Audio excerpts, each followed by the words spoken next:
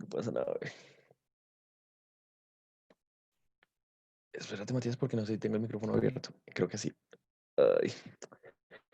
Bueno, hola chicos, ¿cómo van? Veo que por aquí ya se están conectando. Ilse Bermúdez, hola Ilse, ¿cómo vas? No te conocía. Mucho gusto, Nicolás, el monitor de ciclo 6.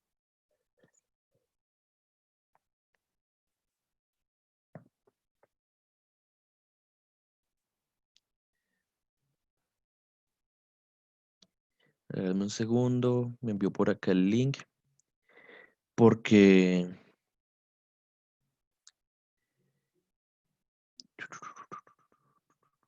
probablemente algunos chicos tengan inconvenientes para ingresar por acá. Aunque bueno, Juan David e Ilse, cuéntenme cómo hicieron para conseguir el link de la clase, porque veo que no están conectados desde plataforma. Hola Nico, Hola, profe, ¿cómo vas? bien, bien.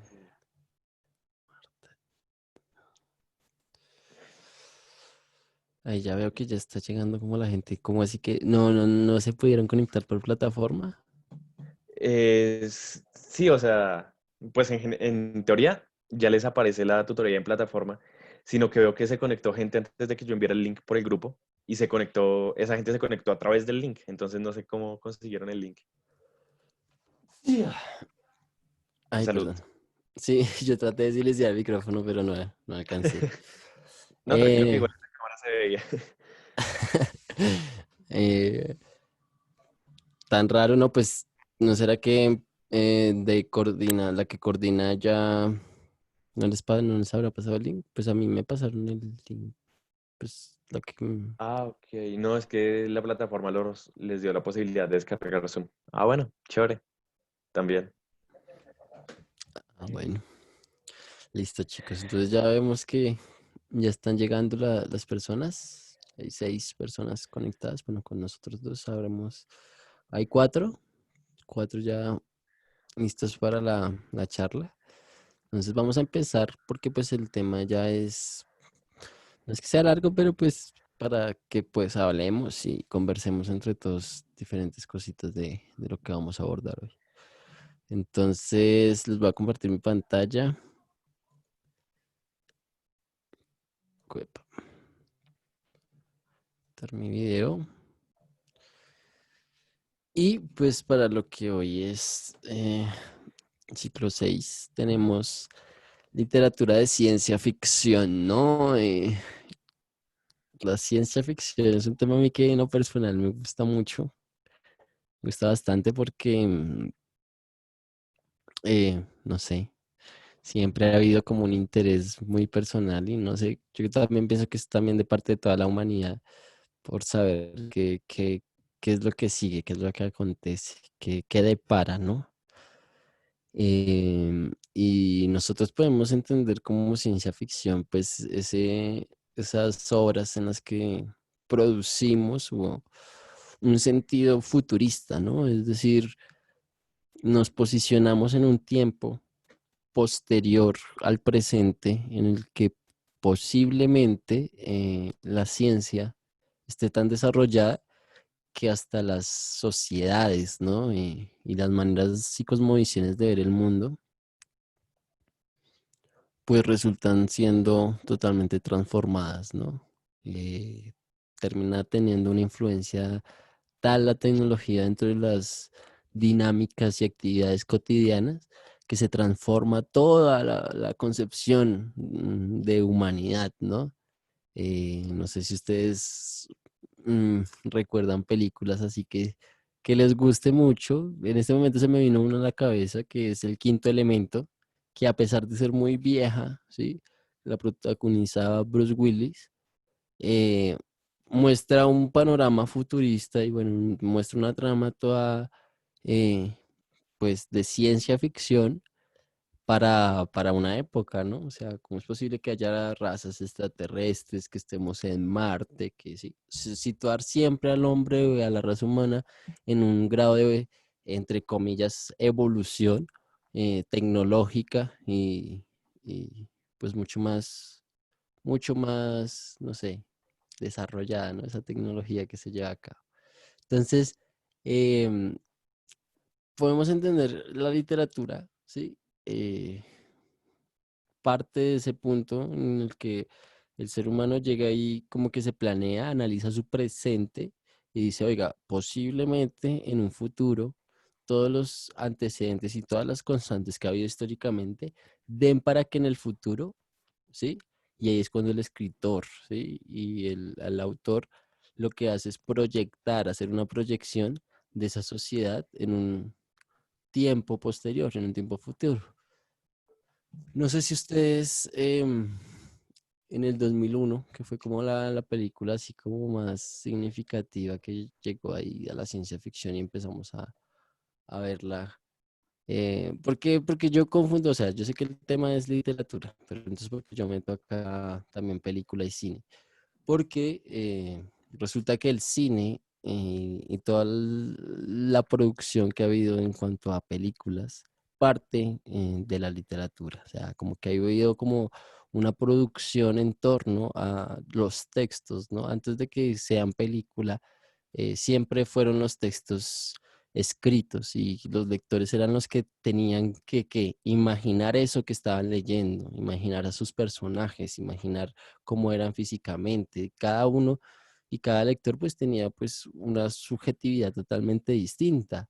El cine y la televisión llegan y lo que hacen es generalizar esa imaginación, ¿no? Esa capacidad imaginativa queda reducida pues a la pantalla y pues el director de cine entiende muy bien eh, pues ese aspecto, ¿no? De transformar em, o de pintarle la imaginación a sus espectadores, a diferencia de quizá el escritor, que el escritor mediante palabras era que ejercía esa imaginación y ese grado de abstracción. Entonces, llega al cine y llega como que, no sé, la manera así impuesta. Hay una teoría que se llama la mirada telemática y es que llega un punto en que en nuestra sociedad aparecen tantas pantallas que ya nuestra mirada no es nuestra mirada propia, sino nuestra mirada está definida por los medios de comunicación. En los medios de comunicación ya hay una mirada centrada. Es como si cuando nosotros miráramos los medios de comunicación, ya sea la televisión, las redes sociales, nosotros estuviéramos colocándonos unos lentes que no es nuestra mirada, por decirlo así, entre comillas, pura o subjetiva netamente, sino que está condicionada y está atravesada por todos unos factores que nos hacen a condicionar nuestra manera de observar, de mirar, ¿sí? Entonces, ¿por qué yo les hablo de esto, de la escritura y del cine? Porque la ciencia ficción, pues quizá lo logró llevar a ese punto en el que hoy en día nosotros miramos, no sé, obras de ciencia ficción y las vemos salidas de nuestro contexto real. No sé, yo les pongo el ejemplo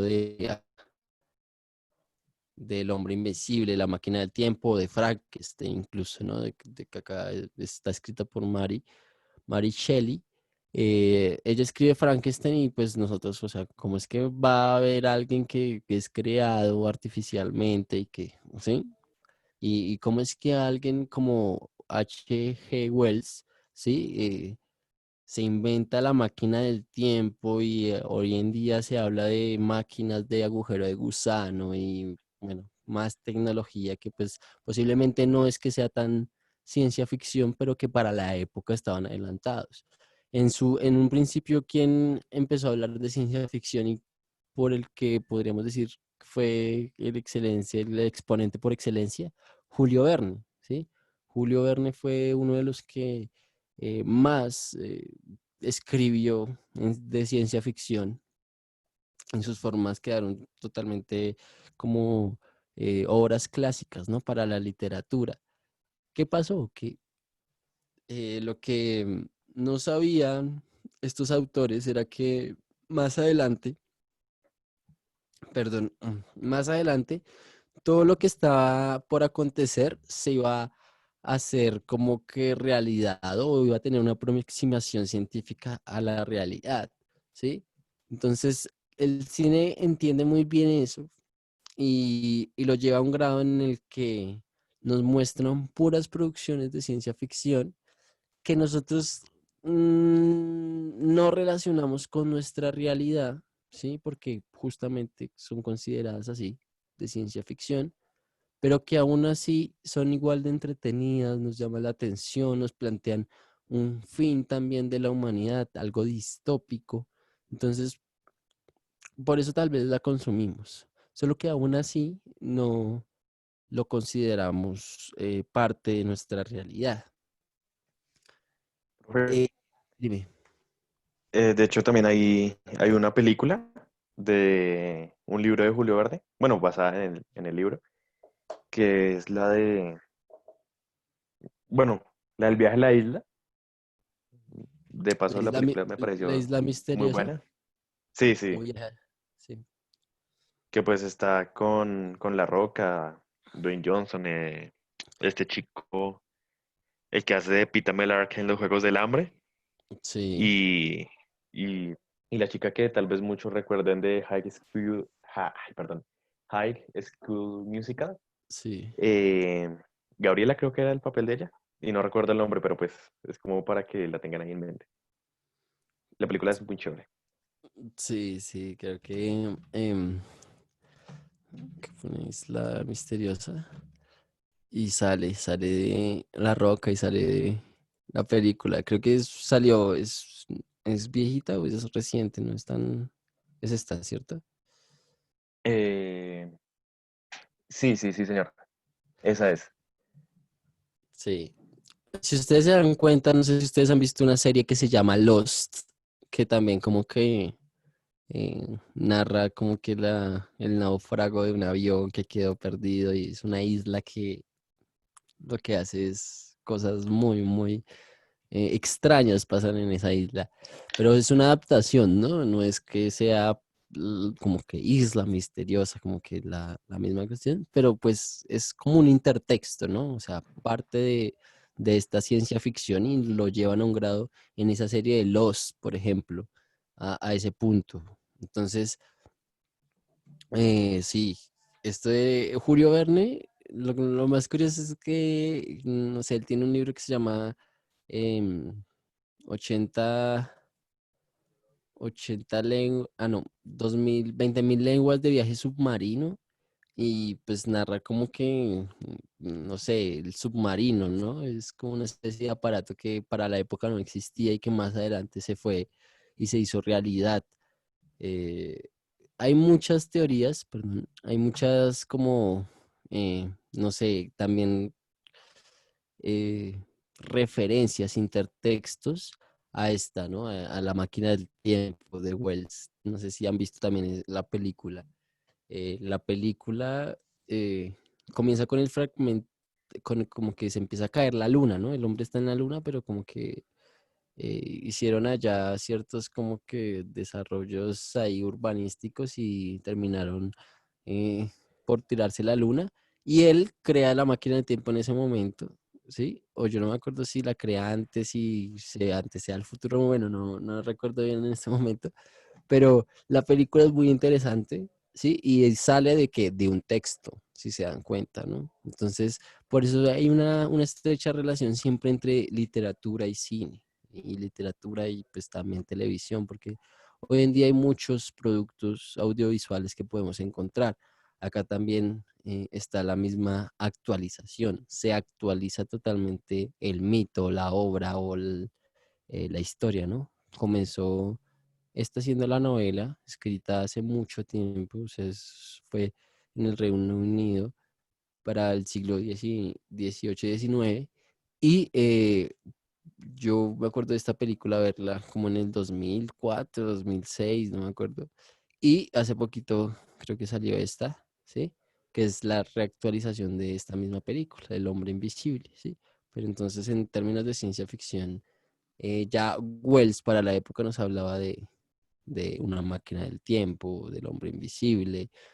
Entonces, eh, pues más allá de esa relación, sí, porque de la literatura y el cine, que han entendido muy bien, hay ciertos aspectos que como que tenemos que recalcar, hacer como Perfecto. evidente. Dime. Ahí veo que están como activos. Dos cosas. La primera, Sebastián nos dice, profe, una pregunta, si se creara la máquina del tiempo, suponiendo, ¿ya dejaría de ser ciencia ficción? Muy buena pregunta, porque es que ese es el límite en el que, bueno, yo quiero llegar a ese punto ahorita, Sebastián, después de esta explicación, porque para allá vamos, para allá vamos. Por eso es que me apasiona mucho este tema, porque realmente hay una línea muy divisoria y que es imaginaria y que es muy delgada, que uno no sabe en qué momento es realidad y en qué momento es ficción. Entonces, voy a seguir con el desarrollo de esto para contestar a tu pregunta, para que como que quede más clara la respuesta y yo no como que dar la respuesta así en seco, porque quiero hacer todo este desarrollo para después contestar esa pregunta que es como que la parte valiosa que yo quería comentar relacionada a este tema, ¿sí? Entonces, espérame, yo hago el desarrollo y ya te contesto la pregunta. O sea, yo la recuerdo muy bien. Si hipotéticamente pensáramos que la máquina del tiempo la hicieran realidad, ya esa dejaría de ser ciencia ficción. Ojo, ¿no? Porque nosotros, miren, lo que pasó. eh, Verne hablaba de submarinos cuando no existían, ¿sí? Ya después existieron. Pasó la Primera, Segunda Guerra Mundial y utilizaron submarinos. ¿M? No sé si haya en la literatura algo relacionado. Sí, pues yo conozco La peste de Camus o de Camus, que también le dicen así, pero se le dice correctamente Camus, de Albert, que es un francés existencialista y habla sobre una peste casi parecida a la bubónica en Francia, llena de ratas y bueno, una peste tenaz en la literatura como referencia. En las películas yo puedo encontrar Resident Evil, ¿no? Que es como lo que ahorita está pasando con el coronavirus, ¿no? Uno podría llegar a hacer ese intertexto. O sea, ¿en qué momento todas las películas que consideramos ficción ahorita se están convirtiendo que realidad, ¿no? Entonces, ya voy a contestar así a esa pregunta, pero pues vamos a seguir con un poquito esto contexto histórico y como que literario para entender por qué. Porque es que el que escribe ciencia ficción a veces no es que escriba tanta cháchara, ¿no? Y yo les tengo los ejemplos perfectos para determinar eso y decir por qué justifico esa afirmación que estoy lanzando. Entonces, la literatura de ciencia ficción nace a finales del siglo XIX, ¿sí? Los autores de la época se encontraban enmarcados en un mundo lleno de cambios políticos, económicos y científicos, lo que les permite crear textos con temáticas inimaginables. Inspirada en el naturalismo y el realismo, es decir, en los temas que veíamos ayer, la ciencia ficción es un subgénero especulativo, por eso es que acá ya, ¿se acuerdan que yo les para llenar de cuestión lo del ensayo y hablando del tema del coronavirus y todo, hacía ejemplos y hacíamos especulaciones muy, como que tal vez quizá exageradas o no sé, o complementarias, una en un extremo, otra en otro y así. Entonces, acá siempre es del especular en la ciencia ficción, siempre en la ciencia ficción valdrá mucho más la pena, ¿sí? Porque quien especula, ¿sí? Y quien hace ese juego de inferir, de conjeturas, de siempre tratar de ir más allá de lo que se presenta, ¿sí? Termina pues, crear nuevas posibilidades. Apenas uno empieza a especular, empieza a jugar con todas las probabilidades que hay a su disposición. Cuando pasa eso, ¿sí? Yo empiezo a jugar con esas variables, puedo crear nuevos mundos, nuevos contextos, ¿sí? Nuevas, no sé, creaciones que parten de esta realidad, pero que pueden surgir y terminar en un transcurso eh, futurista, de ciencia ficción, distópico, no sé, etcétera. Eh, entonces, en síntesis, eh, es en esencia lo especulativo en la ciencia ficción siempre le va a dar muchísimo valor, ¿no? Entonces podríamos decir, oiga, por qué Matrix? ¿Y por qué Matrix me está a mí mostrando a mí una versión futurista de la realidad? No sé si ustedes se acuerdan de Morfeo, ¿sí? Que es totalmente la alusión al dios del sueño, ¿no? Que le dice a Neo, que es como, si vemos en ese Neo, volteamos las palabritas, es one, es que es uno, como que el individuo, y que ese individuo está rodeado de una mujer, ¿sí? Que se llama Trinity, ¿no? Que en español es Trinidad, ¿cierto? Y la Trinidad es algo que implica tres. Y si vemos que hay uno que es él, otro que es ella, y los juntamos, ¿sí? Hay un nosotros o una trinidad o tres partes, ¿no? Que los vinculan. Y que pues eso es totalmente arquetípico. Pero ¿a qué voy con esto? Que pues la ciencia ficción nos quiso mostrar y especular a partir de incluso el lenguaje que hay interno y que está cifrado en esa película, nos quiso demostrar, oiga, posiblemente es que esto de la realidad sea un holograma, ¿no? Porque esa es la síntesis que termina diciendo, que es un holograma y que la verdad, pues estamos controlados ¿por qué? Por máquinas y que ya todo está en un sistema futurista y que nosotros estamos gobernados por máquinas y que el que quiera despertar y salir de la Matrix y del programa, porque es un programa, ¿no? Parece como si fuera un programa de emulación, un programa informático. Entonces, se presta para eso, ¿sí? ¿Cómo es que el grado de especulación llega para que alguien, que en este caso, pues los hermanos Wachowski, que son directores de la película, se planteen toda esta situación a partir de un libro? Porque esto no se lo inventaron solo ellos, esto lo sacaron ellos de un libro. Entonces, ahí vemos también otra vez la relación literatura-cine, y no solo eso, sino que también está la capacidad creativa para que el director con la imagen configure un nuevo escenario y empiece a especular, ¿sí? A partir de ese libro, todo esto, y creó todo este mundo, ¿no? Que son tres películas, es una trilogía.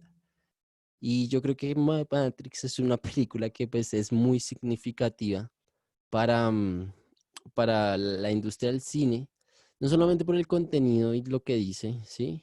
Sino también porque a nivel de presupuesto se gastaron muy poco presupuesto haciendo esta película, ¿sí? Entonces, ¿cómo es que con tan poco presupuesto una idea tan futurista de ciencia ficción, eh, no sé, tuvo una repercusión muy existencial en su audiencia, en quien vio la película, en que la analizó, porque pues esto también parte, no sé, filósofos para analizar esta película, ¿sí?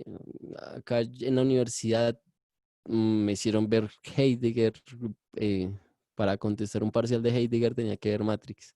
Entonces, en ese sentido, pues, o sea, todo funciona como que en diferentes capas, ¿no? De conocimiento, y uno tiene que aprender a identificarlas. La ciencia ficción aprendió a hacer eso y lo llevó al cine al punto en que lo explotó a partir de la literatura. Entonces, por eso es que el grado de la especulación es muy importante en la ciencia ficción. Cuando se habla de viajes interestelares, de la evolución humana, de civilizaciones alienígenas, de viajes en globo, ¿sí? Pues lo único que se hace es buscar diferentes universos, mundos posibles. Por eso la especulación, porque mientras se pueda decir en ese conjunto de probabilidades, es posible, a pesar de que no sea real en nuestro entorno inmediato. Entonces,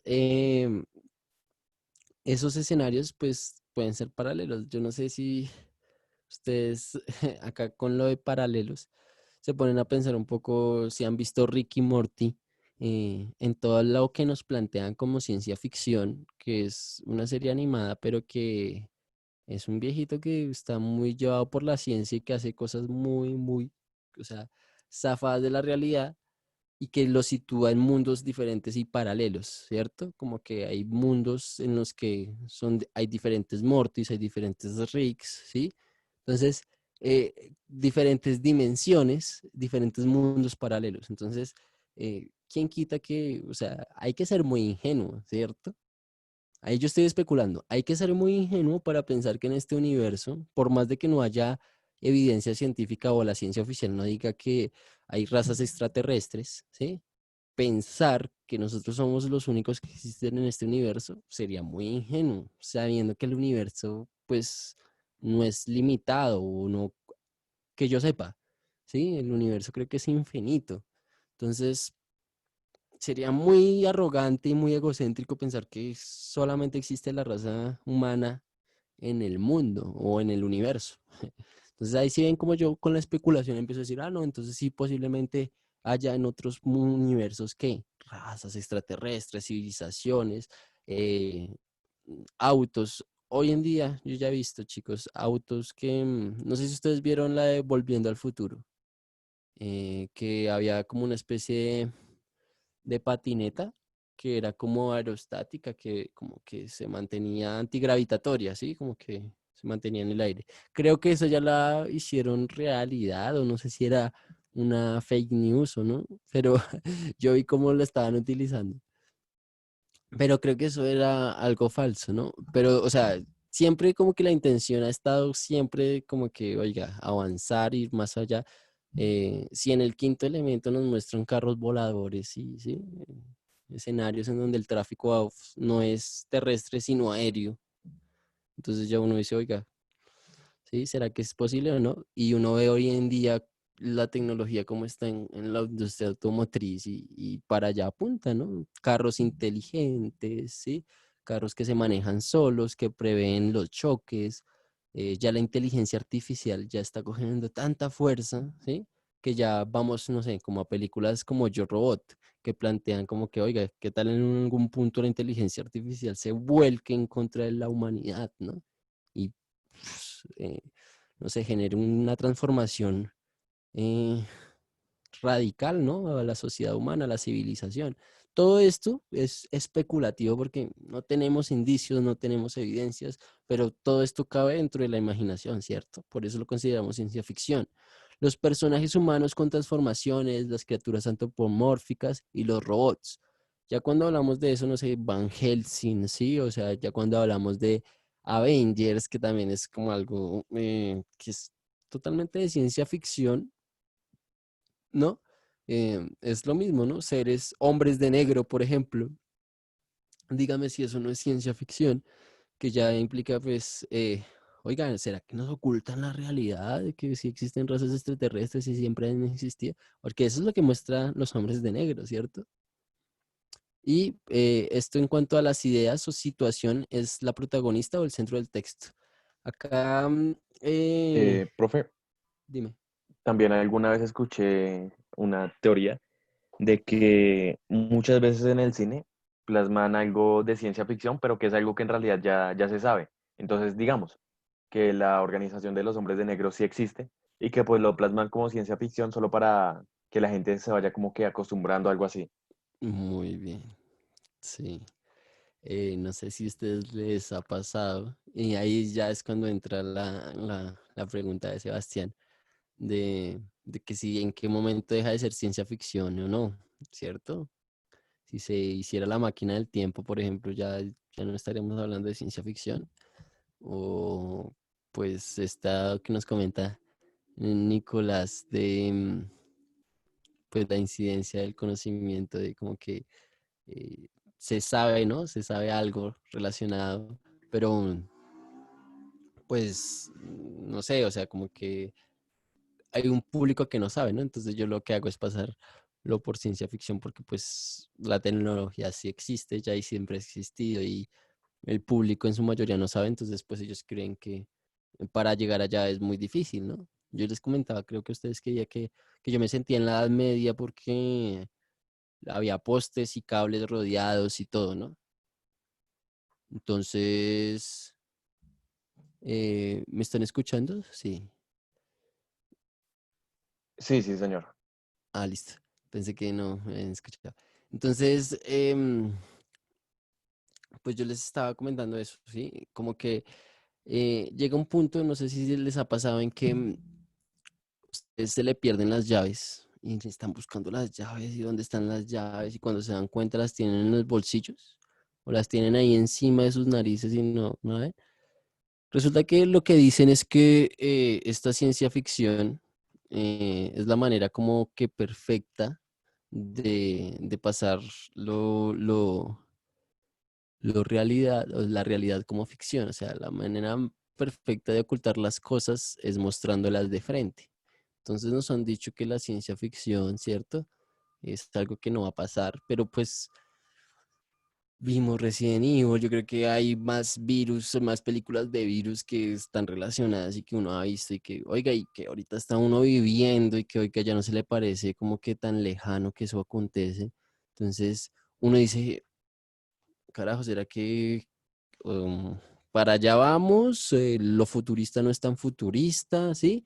Entonces esa situación que se presenta solamente, o sea, es tanto que, hasta yo me acordé, Soy Leyenda, ¿no?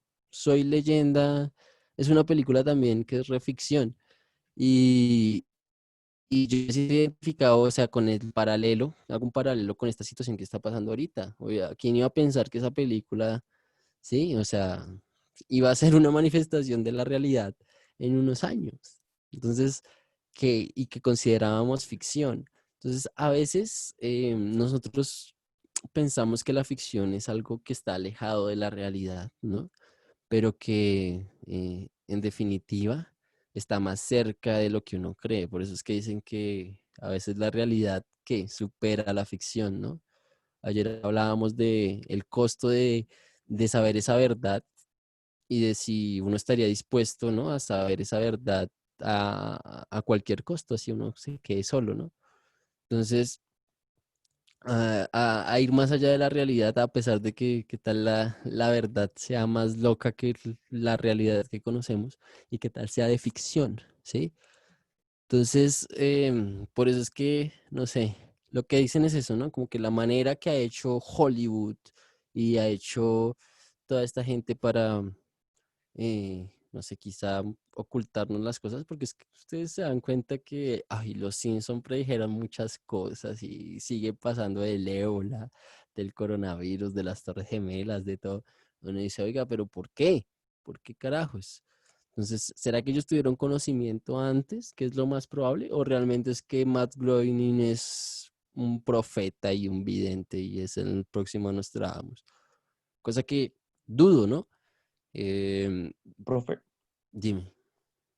tenemos una participación de Ángela. eh, Bueno, me pide que la lea al final de la clase, entonces qué pena. Sigue. vale, que. Entonces, pues nosotros podemos encontrar eso, ¿no? Como que esa representación o sea, si nos ponemos a analizar Frankenstein, que es como que, ¿ustedes no creen que ahorita eso está más cerca de lo que creen? Es decir, hacer humanos de manera genética, o sea, o clonarlos, o ustedes qué piensan de eso, porque también hay muchas películas de ficción que hablan de eso y que parten de esta novela de Frankenstein, de crear un humano, ¿no? Un humano o un robot que tenga humano, que tenga una condición humana, o sí. Entonces, eso ya es no sé si ustedes conocen de las fertilizaciones por in vitro y todo eso de dígame, sí, eso ya no es una aproximación a la ficción, ¿sí? A ese grado de futurista de que, oiga, posiblemente los humanos ya no se fabriquen de manera natural como conocemos, sino se fabriquen en laboratorios, muchachos, ¿sí? Y se haga genéticamente, oiga, es que yo quiero que mi hijo tenga los ojos azules, sea rubio y se está limpiando y se está normalizando, pues, toda una serie de condiciones, ¿no? Que quizás van a cambiar y transformar radicalmente nuestra sociedad y cómo la vemos, ¿no? Entonces, em, pues todas estas novelas, no sé, ya si conocen, acá yo puse estas tres que son como, pues diferentes épocas, diferentes contenidos, pero apuntan a lo mismo. Orwell, con su novela 1984, expresa como que una civilización que está en el futuro y que lo que acontece en esas civilizaciones que está rodeada por una maquinaria de vigilancia que se llama el Gran Hermano, ¿no? Es un sistema de cámaras, ¿sí? Que están por todos lados y lo que buscan, ¿sí? Es que esa mente de sociedad no se transforme a partir de los individuos, de esos individuos que piensan distinto, ¿no? Entonces, en esta película, eh, no, esto es una novela y esto es una película también, ¿sí? Entonces, también la doble relación de la literatura y el cine, pero pues en esta novela que es muy interesante que también se parece a esta, chicos, a esta de Un mundo feliz de Huxley, narra exactamente lo mismo, un mundo futurista, ¿sí? ¿Qué dicen de de George Orwell? Que él hizo esta novela porque él trabajaba para el gobierno de Gran Bretaña, ¿sí? Y dicen que pues él tuvo acceso a una documentación del gobierno y a partir de esa documentación que tuvo acceso, que era totalmente confidencial, fue que escribió esta novela. Entonces, podríamos pensar de que esta novela es de ciencia ficción y que nos plantea un panorama futurista, pero sí hay una relación directa de la realidad, ¿sí? En cuanto a que trabajaba para el gobierno y que tuvo acceso a unos documentos y que en esos documentos fueron en los que se basó Orwell para hacer esta novela, ¿sí? Fue porque posiblemente ya había un plan, ya había una agenda, ya había toda una serie de elementos que lo que hacían era situar en un tiempo posterior, ¿qué? Pues toda esta serie de cambios radicales. Entonces ya que las cámaras, que sí, el sistema de vigilancia que nos van a implementar. Black Mirror ya, yo creo que ustedes la han visto, que es una serie que nació en Netflix, ya plantea ya de manera totalmente radical en todos los escenarios posibles, cómo es que esta tecnología que avanzó a pasos agigantados ya determina totalmente la vida humana. Entonces, no sé qué, hay muchos capítulos que son bastante interesantes y que son eh, como que llamativos, ¿sí? Pero hay uno en particular que me llama la atención y es de, no sé si lo vieron, no sé si han visto la serie, pero es como que una especie de castigo, ¿no? A la persona que cometió el castigo le ponen un aparato de estos, ¿sí? Que lo que hace es repetir durante muchas veces para atormentarlos, y esa es como la pena y la condena, a repetir muchas veces ese mismo delito que cometió, ¿sí? Entonces, tras de que se vuelve traumático, esa es como la condena.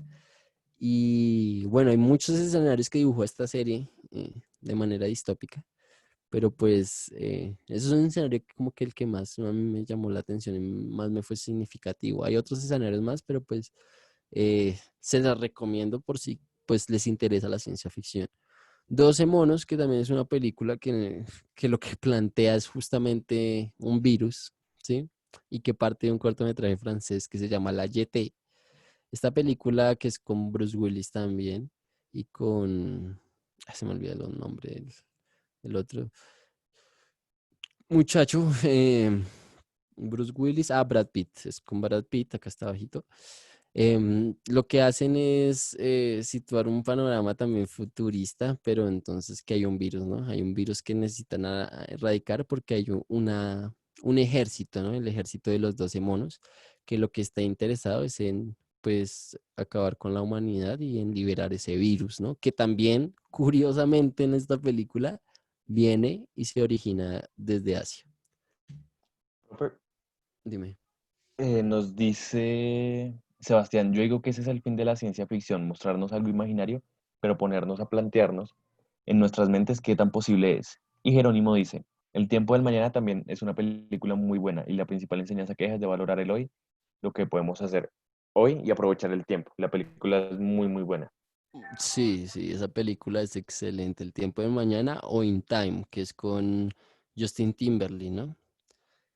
Eh, es excelente. Esa película es una analogía. Mira, es que esa película no es de ficción, esa película es de es un reflejo fiel de lo que está pasando. O sea, ¿Ustedes no creen que, porque esa película, no sé si ustedes la han visto, que es la que se les activa en el brazo un reloj, ¿cierto? Y ese reloj empiezan a pagar con tiempo de vida, ¿no? Su moneda es su tiempo de vida. Y hay personas que han vivido y han sido como que vivido durante mucho tiempo y pertenecen a distritos muy, no, o sea, lo que representa son las clases sociales, ¿no? Y ustedes no se dan cuenta que acá es el fiel reflejo de que en nuestra cotidianidad las clases sociales que son más vulnerables son las que no tienen tiempo, las que tienen que estar corriendo, las que van de un lado para otro porque tienen que sobrevivir, ¿sí? Mientras que pues en esa película los plantean como que ellos sí están en lugares lujosos, tienen todo el tiempo del mundo, ¿no? Y que el protagonista al final se queda con una cantidad de tiempo apostando, ¿no? Y un man se suicida donándole todo el tiempo a él y por eso es que cambia la vida Sí, radical, ¿no? porque Dime. si le dan a casi un siglo.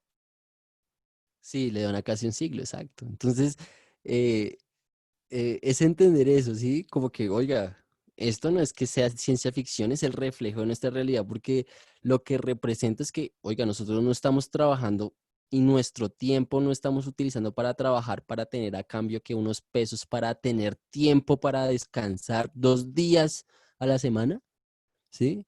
Porque los otros 5 voy a tener que estar trabajando para poder descansar esos 2. Entonces, hay gente que no, no tiene que trabajar esos 5 días, ¿sí? Hay gente que ni trabaja, lo tiene todo, porque pues posiblemente pertenece a un círculo en donde hereditariamente pues es la élite, lo ha tenido todo, ellos son la fuente del dinero, ellos imprimen el capital, imprimen en la Reserva Federal el billete como si fueran fotocopias. Entonces, tampoco a uno no se le haría loco pensar en que, oiga, in time o el tiempo del mañana eh, no es el tiempo del mañana, es el tiempo de hoy, ¿sí? Es el tiempo de nuestra vida y de nuestra sociedad actual. Entonces, me voy al comentario que habían aportado de que ahí justamente es lo que busca la ciencia ficción, replantearnos ese límite en cuanto a llegar a ese punto, ¿no? Y es em, pareciera como que a veces jugara con eso, ¿no? A veces pareciera como si nos mostrara una posibilidad que está por allá en un futuro no tan lejano, pero que está lejano, ¿sí? Y por el otro lado, sí, eh, pareciera como si la ciencia ficción nos mostrara ya la realidad que está a la vuelta de la esquina, ¿cierto? Entonces, em, no sé, como que ahí voy con, como a la pregunta, ¿no? Contestar a la pregunta de que posiblemente la ciencia ficción tenga un alto componente de realidad, que no sea solamente ciencia ficción, sino que justamente surge y nace como ciencia ficción porque parte de la realidad, ¿sí? Pero ahorita, es que eso era en la otra clase, digamos como que en lo complementario, ¿no? Como que hay un sentido que los une, que los vincula, que a pesar de que sean distintos estos escenarios, que nos muestra como que los vincula, o sea, como que no es que sea la ciencia ficción una cosa totalmente distinta a la realidad, sino que, oiga, es un llamado de atención como que o puede que esté muy lejos esta realidad que nos está contando la ciencia ficción, o puede que esté aquí nomás. Y nosotros pues tomándolo como mentira o como parte de nuestra realidad, ¿no? Como alejada, ¿no? En unos años que vamos a pensar que pues los smartphones, no sé, los celulares iban a ser así, que la tecnología iba a ser así, que ya la globalización, los medios de comunicación, o sea, yo crecí en ese contexto en el que pues me llegó acá el televisor feíto, después la flechita del celular, antes me llegaba el Wallman, después el Discman, o sea, fue una transición muy lenta, ¿sí? A diferencia de esos años, ¿sí? Hoy en día podemos decir que ya la tecnología está avanzando muy, muy rápido y que el nivel exponencial realmente cada vez se reduce, o sea, cada vez la tecnología va a avanzar más y más y más, entonces va a influir en esa incidencia, ¿no? Cotidiana de la humanidad. Por eso es que aparecen todas estas series, estas películas, y uno dice, oiga, qué chévere vi la película, tal, y ya, pero nunca hay una reflexión más allá de que, oiga, ¿será que esta película me está contando una verdad de frente, pero la está ocultando al mismo tiempo, ¿cierto? Porque la ciencia ficción puede ser un arma de doble filo.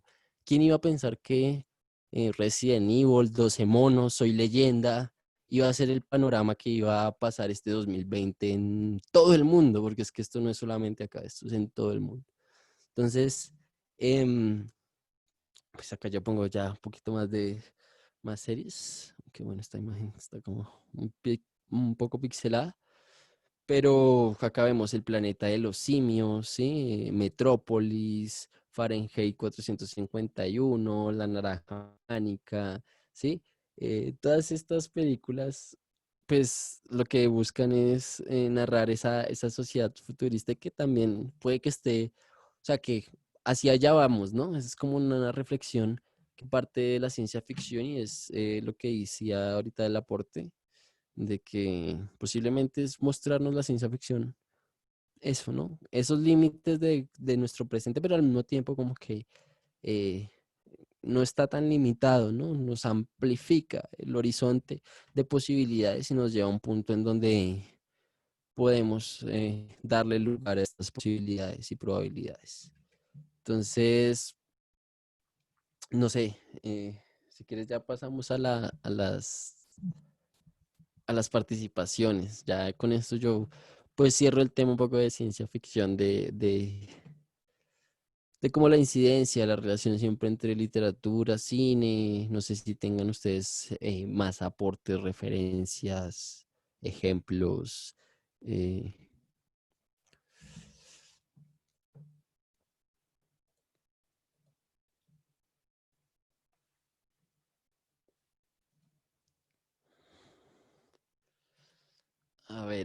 a ver, yo leo.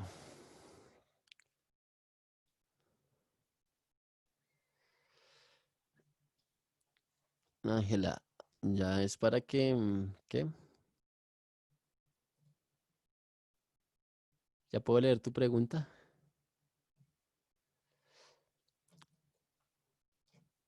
Yo creo que ya la voy a leer, yo la voy a leer ya de una vez. Espera, a ver, yo me ubico porque me perdí. Listo, profe, yo tengo una pregunta sobre el oxímoron, que es una figura retórica. Sí, es una figura hermosa, en la que aparece una contradicción, sí, combinándose dos palabras o expresiones de significado opuesto. Muy bien. Y que dan lugar a un sentido nuevo. Exactamente. Por ejemplo, fuego helado. Exactamente, a veces el fuego quema. Esto yo lo entiendo. Mi pregunta surgió porque en una página aparece un ejemplo de oxímoron y Profe, paradoja. Dime. esa era la pregunta que estábamos guardando para el final. Sí, léela, perdóname, Nico. Voy. Bueno, pues sí, ya que salió de una vez.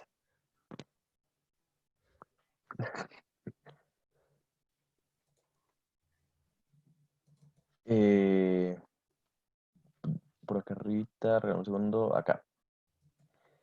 Ángela, profe, yo tengo una pregunta sobre el oxímoron, que es una figura retórica en la que aparece una contradicción, combinándose dos palabras o expresiones de significado opuesto y que dan lugar a un sentido nuevo.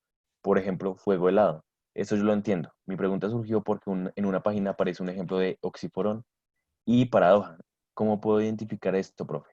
Daban como ejemplo, yo solo, yo solo sé que no sé nada. Este ejemplo también es posible entonces, a veces no siento nada porque sin sentir nada yo ya estoy sintiendo algo. O sería solo oxímoron. No, mira, hay algo que es una diferencia muy mínima, no es tampoco así como que hay diferencia, es radical porque digo, si no, no se llamaría oxímoron, o si no, no se llamaría paradoja. Y la diferencia radica en que es pues totalmente lógica. El oxímoron, como tú dices en el ejemplo, utiliza dos términos opuestos para generar un nuevo significado, mientras que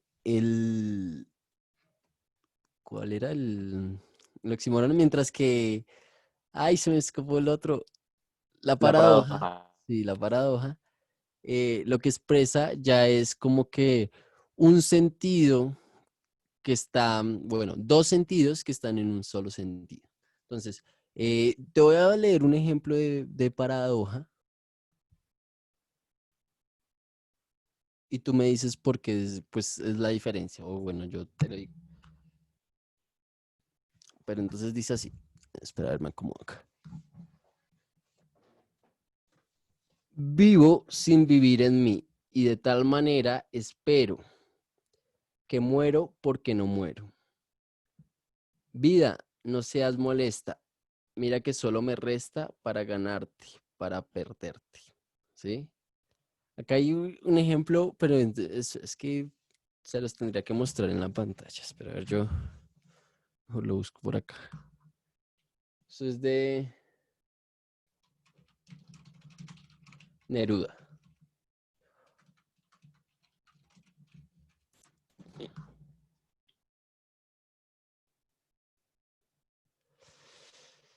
Listo, acá vamos a ver, porque es una paradoja.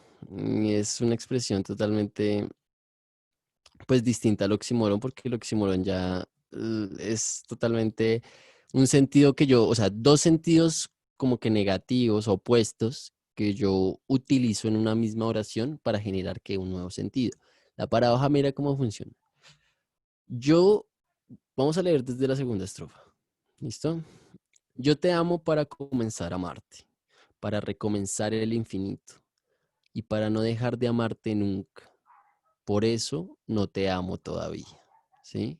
Esta es la paradoja. ¿Sí se dan cuenta? O sea, yo te amo para comenzar a amarte, ¿sí? Para recomenzar el infinito, ¿sí? Resetearlo, ¿no? Reiniciar ese infinito. Y para no dejar de amarte nunca, ¿sí? Por eso no te amo todavía, ¿sí?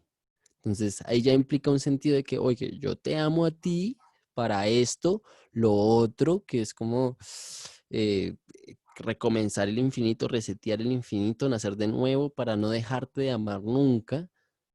Por eso no te amo todavía, ¿sí? Si yo te amara, haría todo esto, pero no te amo todavía porque, pues, no lo quiero hacer, no quiero llegar a ese punto en el que quiera comenzar a amarte, a resetear mi infinito, a, a no dejar de amarte nunca, porque pues posiblemente también ahí implica una relación de que por eso no te amo todavía. ¿Qué pasa con ese amor? ¿Sí? Posiblemente podría, en sentido lógico, yo no, yo digo, podría amarte, te amo para comenzar, amarte para recomenzar el infinito, ¿sí? Pero no te amo, pero por eso, por esa razón, no te amo todavía, porque yo sé el grado o la implicación que tendría hacerlo, ¿sí? Y por eso no lo hago, pero yo, ¿sí? Sí lo hago porque digo, yo te amo para comenzar a amarte. Entonces, si se dan cuenta, hay como que una contradicción, ¿sí? En el sentido de que hay una, o sea, no es una contradicción como tal contradicción opuesta o totalmente contradictoria, sino que hay un sentido que como que es semejante, ¿sí? Como que ese sentido es negativo, porque dicen, por eso no te amo todavía. ¿Por qué no la ama todavía ella? Porque si la amara, ¿sí? Lo amaría para empezar a amarte, para recomenzar el infinito y para amarte nunca, para amarte como nunca, para no dejar de amarte nunca, ¿sí? Por eso no te amo todavía, porque seguramente cuando corre el riesgo de amarla a esa persona, va a dejar de ser el tipo que es. Entonces, por eso no corre el riesgo Neruda de hacerlo, porque sabe que si la ama, pues eh, se le reinicia a él el infinito, vuelve a comenzar de ceros, que también no dejaría de amarla nunca porque pues ya es como un amor incalculable, ¿sí? Que eh, insaciable, ¿no? Y por eso prefiere él no amarla todavía, pero no dice que no la va a amar, ¿sí? Entonces, ya la contradicción, bueno, la contradicción no, sino la paradoja, acá es mucho más en un sentido de ir en contra de ese sentido planteado, ¿sí? Pero a pesar de ir en contra de ese sentido planteado, nunca se contradice en su totalidad. Hay un sentido que como que se guarda y se reserva como que no negativo, sino pues, más bien positivo. Yo les voy a colocar un ejemplo de oxímoron acá para que, pues, no sé, se haya como esa diferencia entre paradoja y, no sé, voy a poner acá otro ejemplo.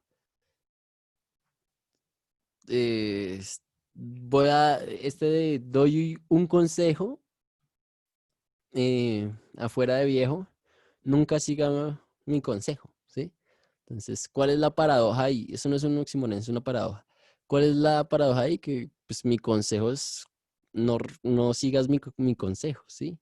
Entonces, dentro del consejo que es como que asesorar a alguien, está el que no se deje asesorar de esa persona.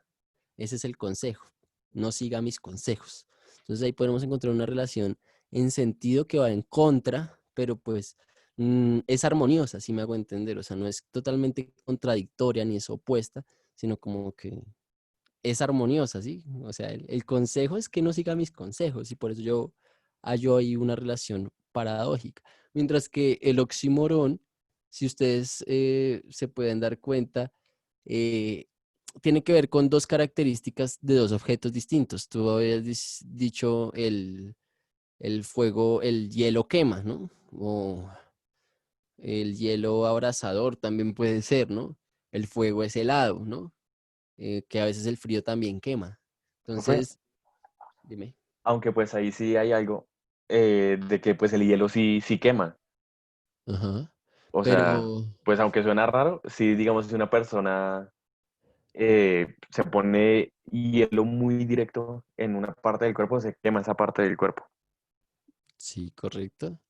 Y pues es algo que normalmente no haría, o sea, pues que siempre se le atribuye esa condición aquí al fuego, ¿no? Sí, sí, Al señor. quemar, mm, al agua o al hielo nunca, pues sí se le atribuye, obviamente, pero como que no en su totalidad. Entonces por eso se utiliza en términos opuestos, o que me mojó con el fuego, no sé, o me empapó de fuego. O sea, estoy utilizando como que características de esos objetos, ¿sí? En su forma, que al final yo empiezo a mezclar con formas contrarias, ¿no? Entonces, podría yo decir, es herida que duele y no se siente, ¿sí? Entonces, es herida que duele porque pues tal vez al efectuar la herida dolió, pero no se siente porque que ya seguramente no es la primera vez que se hiere. Entonces, no se siente porque pues ya la herida seguramente ya está, no sé, con los nervios bastante, no susceptibles, sino que tiene cautarizados, ¿no? Se llama así la expresión. Cuando se cauteriza algo es que deja como que de sangrar, deja de también anestesiar, ¿no? Entonces se anestesia la herida, se anestesia el dolor porque pues ya la herida no se siente a pesar de que duele. No sé. Entonces, no sé, Ángela, si te quedó más o menos claro, porque igual esto de las figuras retóricas implica entender un poquito desde la lógica y pues tocaría como que irnos a la lógica para ver, o sea, qué sentidos y ya con ejemplos ya muy particulares, determinar esa lógica, ¿no? Cómo funciona en cuanto al orden.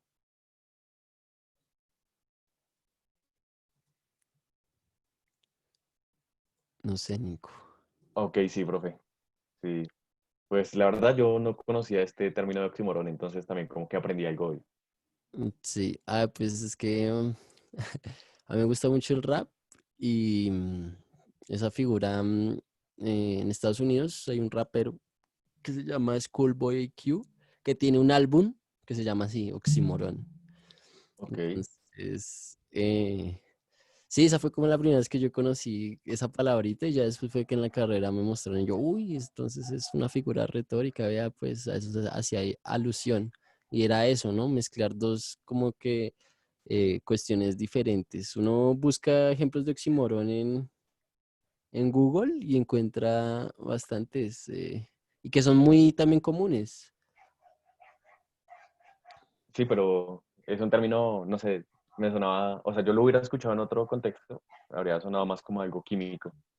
Sí, sí, sí, sí, suena algo así como de oxígeno con carbono, yo no sé. Sí, algo así. Entonces, dice Ángela, em, bueno, es como querer hacerlo, pero incierto si lo va a hacer. Otro ejemplo es la oscuridad tan brillante. Sí, o sea, llega, sí, oscuridad brillante, es que con lo que le dicen el dolor es mental, es algo que eh, nos dicen el dolor es mental cuando habla de que duele, pero ya no se siente. Entonces el segundo ejemplo es solo una paradoja. A veces no siento nada porque si sentir nada ya estoy sintiendo algo. Sí, exactamente, eso es una paradoja. Exacto. Sí, es como que es armoniosa el sentido de no sentir nada es también al mismo tiempo sentir algo, ¿sí? Ya lo que es el oxímoron, ya es que coge el fuego y coge el hielo y hace que el fuego quema o acá podemos encontrar más ejemplos de oxímoron. Y es gloria triste, vida muerta, ¿sí? O sea, ¿cómo es que hay una vida muerta? Pero ahí hay, el fuego es helado, eh, no sé, vista ciega, quien ve ciegamente una figura. No sé, es una figura bastante interesante, ¿no? Los placeres espantosos, que es un placer espantoso, y dulzuras horrendas, si se dan cuenta, son términos totalmente opuestos, pero que, o sea, dan un nuevo sentido. Entonces, sí, correcto, Ángel. Espero que pues haya quedado un poquito más el sentido claro. O sea, yo voy a repetir exactamente lo mismo otra vez y no, ya es suficiente.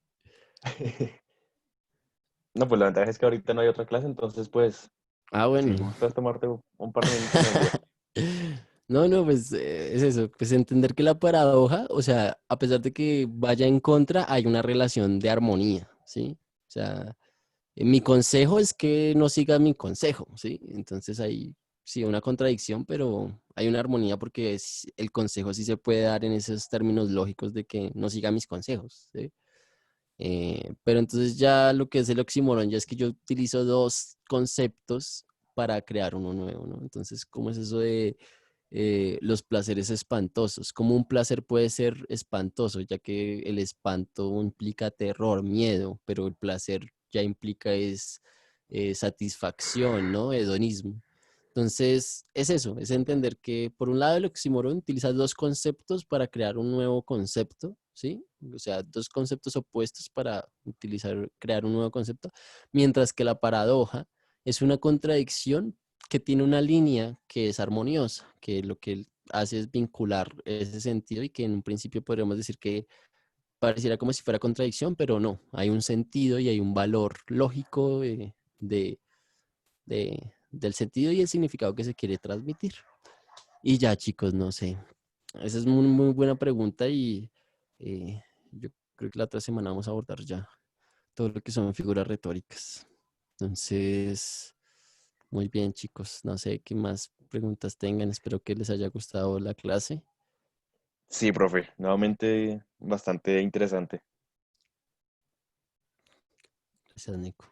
Pero pues sí, por ahí hubo unos, uy, bueno, hay otro aporte, pero no sé desde dónde empieza. Eh, Mm, ya, muchas sí. gracias. Muchas gracias, profe. Es que este ejemplo estaba en una batalla de gallos y al principio pensé que era un oxímoron, luego pensé que era una paradoja, pero luego vi este ejemplo de la paradoja y oxímoron y no estaba segura de que esta información estuviera correcta. Entonces preferí preguntarte. Dale, dale. Muy bien, perfecto. Pero No, bueno, sí. sí, Ah, qué dime. pena, sigue. No, sigue, profe, tranquilo. No, no, no, que excelente que esa es la idea, que chévere que ya estés pues, desarrollando y no sé, mirando lo de las figuras retóricas en las batallas de gallos, porque eso es algo muy práctico, ¿no? Entonces, para la otra semana vamos a hacer todo lo relacionado a batallas de gallos y a figuras retóricas y no, chévere, me parece genial. No olviden la guía, ¿no? Porque ya es para el martes. El lunes Sí. vamos a estar con Nico ahí asesorando cualquier cosa por las tutorías. Y no, nada, gracias a ti, Ángela, gracias a ti, Grady, y muchas gracias a todos los que participaron estuvieron ahí activos, a Sebastián, a todos los chicos, de verdad, que, que nada, que me gusta mucho esta metodología, me gusta que les agrade las clases y que pues cada vez pues construyamos entre los dos, entre juntos, ¿no? Entre todos conocimiento. Listo, profe, muchas gracias nuevamente por la clase. Muchas gracias, chicos, por su asistencia, especialmente pues a los 10 que se quedaron hasta el final. Y pues bueno, no siendo más, recuerden, nos vemos mañana a las 9 de la mañana en el taller de formación. El lunes en la monitoría, que inicia a las 5 y pues nada, chicos, que tengan un feliz fin de semana. Recuerden, plataforma plazo hasta el 25, hoja de ruta plazo hasta el 21, entonces súper juiciosos con eso, ¿vale, chicos? Que tengan una feliz noche. Chao, profe, también, gracias. Feliz fin de Dale, semana. chao, Nico, te cuidas. Vale.